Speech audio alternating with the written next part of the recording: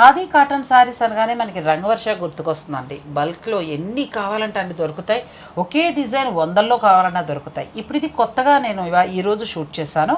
Jamdani weaving తోటి వచ్చిందండి. అలా అని ఏదో అధిక ధరలో లేదు సుమా, మనకి 3000 చేంజ్లోనే వచ్చేస్తుంది. చాలా బాగుంది. ఇందులో కొత్త వెరైటీస్ ఉన్నాయి.